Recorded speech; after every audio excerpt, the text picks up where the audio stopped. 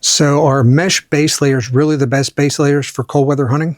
I know it sounds stupid, it now sounds counterintuitive, and I thought the same thing until I tried it. Really, I'm talking putting on a synthetic layer or merino mesh layer as your base layer instead of what we normally put on, a thin base layer to wick our sweat away, keep us warm. It seems counterintuitive, right? To put something on with a bunch of holes on it to keep you warm. But as I found out, it actually works. So bear with me and let's jump into this thing. So if you don't know me, my name's Mike, the Everday Bow Hunter, owner of archeryhunting.com and retired U.S. Army Green Beret.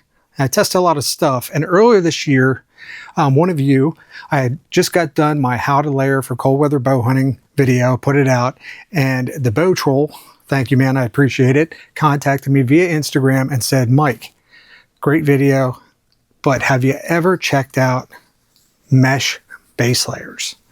Specifically from this company right here, Brynje. It's B-R-Y-N-J-E. It's a Norwegian company, so it's pronounced Brynje. Well, I went and checked out, he sent me video links, I went and checked out the videos, and I was like, wow, this is really intriguing. The claim is that these would be 4 to 6 times warmer than a traditional base layer, right? And it seems that Norwegians have been using this for eons, right? Doing all kinds of, serious cold weather operations. Scandinavia is cold. They know how to deal with the cold. Their armed forces are issued this stuff. And as I found out going through just countless videos on the internet is that there is a lot of research done into these to show how they really work. What happens is that when you sweat, before it turns into moisture off your skin, right, it's a vapor, right? It's a capillary action that moisture comes off your skin, right, in a vapor. And when it does, with the mesh, it allows that vapor to go through. Of course, some of it soaks into the material as well. That's why they use a synthetic layer, like a regular synthetic base layer or a merino. They have 2 different options.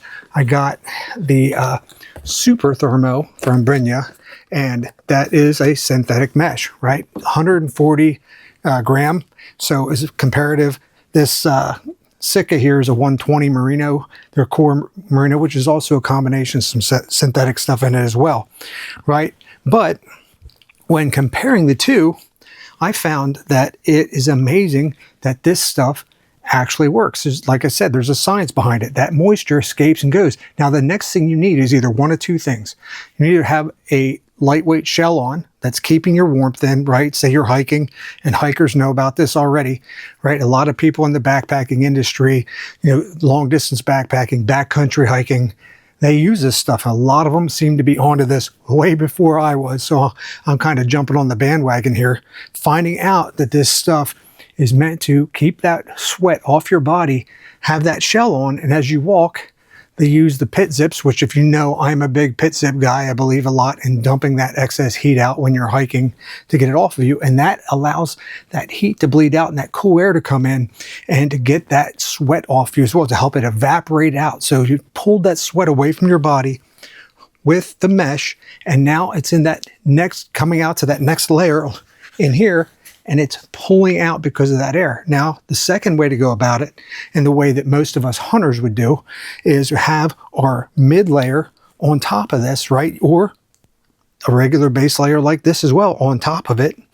And then that moisture's moving out to that layer. And now the heat from our body, we've got the moisture off our body through the mesh. And now that moisture's out to that next layer, where now the heat from our body and the air that we want to circulate when we're layering, if you go back to my how to layer video, we'll see that air will flow in and dry you out, right? You've probably experienced yourself eventually dry or just stay wet, depending on what you're wearing out there. If you're soaking wet, you're going to be cold. Moisture is the enemy. We need to get moisture away from our body. The first time I went out and tried this stuff out, it was about 26 degrees when I went out. And as you can see in the video I'm about to show you, what I got in the aftermath was really, really surprising, especially because I had a solid windproof layer on that I was also testing to see how it stood up. And you're going to see how the layers actually did their job, got the moisture away from my body and actually accumulated on my outside shell and got it out there. And it really worked great. So check this out. Just coming down off the mountain, start off the day at 26 degrees, 30 degrees now. pretty chilly. Went in, it was about 5:30, 5:45, and it came out around 10 o'clock. And held up well. True timber stuff held up well. The two items that I had on my top were the late run pullover. Right, this is a fleece pullover. It's a pretty nice item. And then I tested the down parka, the true suede down parka from True Timber as well. The thing that really boggles the mind on this is I stayed warm. I was warm, but I'm testing out mesh base layers for enhanced wicking, and it worked great. And I didn't put on a massive amount of layers because I really wanted to see how the True Timber stuff would perform. And so all I had on as my insulating layer was this 400 merino from minus 33. Now, before I get into the features of the pullover, the thing that stood out to me is the wicking, the moisture off my body. Nothing inside here is wet. My merino is dry. The actual mesh underneath here is dry. There's maybe a slight bit of dampness up in my neck here. I think that's because I had a gaiter on too. But the inside of this parka, which was multiple layers out, right, is all kinds of damp. And I don't even know if you can see it on the camera. Probably can't. But it is all wet through here. When I took my cell phone out of the pocket, it was all wet. So I was like, wow, really had wicked that moisture out to that level. And then this really kept that in and collected all that moisture coming off of my body in vapor form and collected in actual water form here on the jacket. Now, somebody probably knows the dynamics of that a lot better than I do, but I thought that was really neat. So as you can see, all that moisture was pulled away from my body into that outer layer, which if that outer layer had been more breathable, that moisture would have gone through it as well and evaporated out, and it would have been perfect. But you can see it worked for that. Now, since then, I've done multiple tests, and most of the time I'm trying to use a lighter. This is a 120. Like I said, this is a 140. And this other layer I have here is also in like the 120 range. And I've tested them against regular base layers, and every single time the mesh is won out.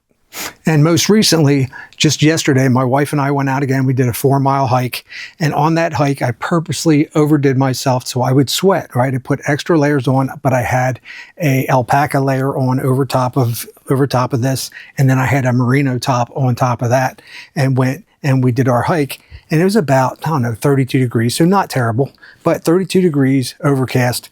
And I really got a good sweat going. But when I was done, once again, my base layers, both the top and the bottoms here, were bone dry. My alpaca shirt was dry, and my merino shirt, because I was still pretty active and I hadn't stopped to let it dry out, was moist on it. So it moved through those two layers into that outer merino layer and did its job. It did its job. And every time I've done this, the mesh base layer has been bone dry when I'm done, and I still had dampness in my merino layers. Now, I will tell you that I do believe that a pure synthetic layer would probably do better than merino as far as getting dry faster. They do dry a little bit faster than merino, but merino thermoregulates better and keeps its warmth to weight ratio more so than a synthetic for the long term. So even if a merino is a little damp, it still retains its warmth. So that's why I try to stick to merino for those particular layers, right? Until I go to like maybe a fleece outer layer or something like that. Okay, so I did all this testing, and now I'm really excited about this. So if I'm searching the internet looking for mesh base layers, and really the only countries that are doing it are, like I said, Brynja's over in Norway, and that's a staple in Norway. They actually supply their special forces and everything with these mesh base layers. And then the other place I found it was a company called Fine Track. I'll turn this around.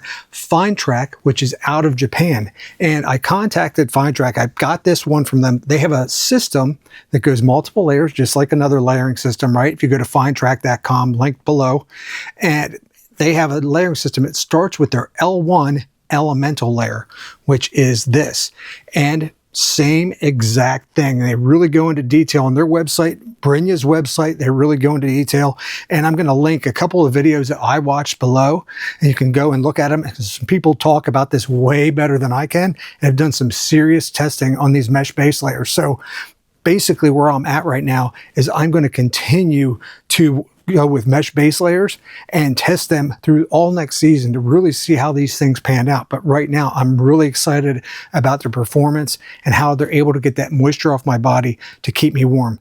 All right, went over a lot of stuff. If you have any questions, put them in the comments below. I might not be able to answer them. I can only go with what I've tested so far, but I'm really excited, like I said. If you want to see the links that I talked about, go in the description. And that's all I have, guys. Until then, I guess I will see you next time.